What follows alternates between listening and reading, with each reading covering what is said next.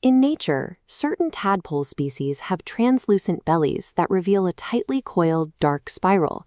This is the creature's intestinal tract, packed densely against the skin.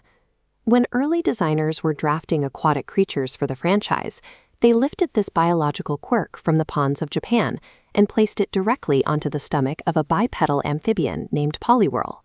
This connection to actual biology resonated with Satoshi Tajiri.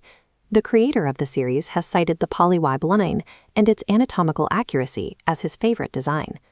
The character functions as a record of these biological details, warranting a closer look at how it influenced the development of the franchise.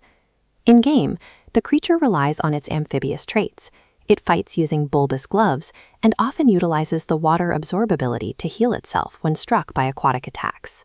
Despite appearing prominently on the cover of early Japanese merchandise, the character is often treated as a temporary stepping stone within the games.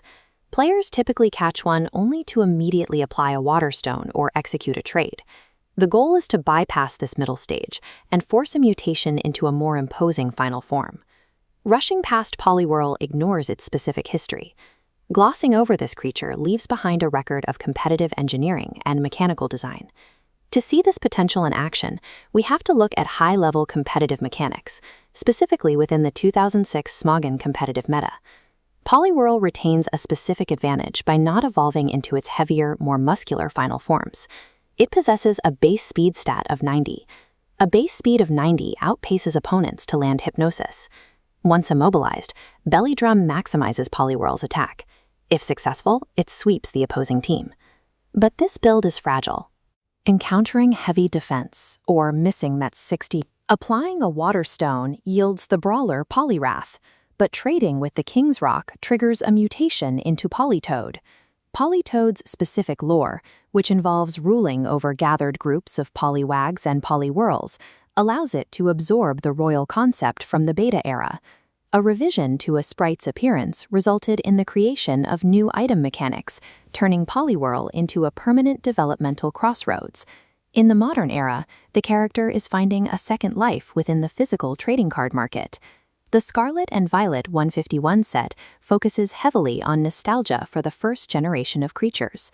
Among its cards is the Poliwhirl Illustration Rare, featuring artwork that emphasizes the character's original aquatic environment. This line graph maps the sales data for pristine, graded copies of the card.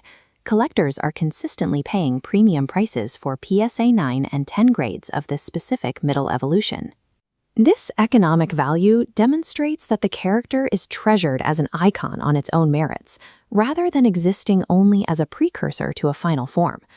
Poliwhirl evolved from a microscopic observation of a real-world tadpole into a design element that forced the invention of new game mechanics. It represents a synthesis of natural history, strategic depth, and imaginative game design. The character demonstrates that a middle stage can possess a historical and mechanical identity distinct from its final forms. If you enjoyed exploring the incredible story of Poliwhirl, don't forget to like the video, subscribe for more Pokémon documentaries, and tell us which Pokémon you'd like to see featured next. Until then, keep training, and we'll see you in the next adventure.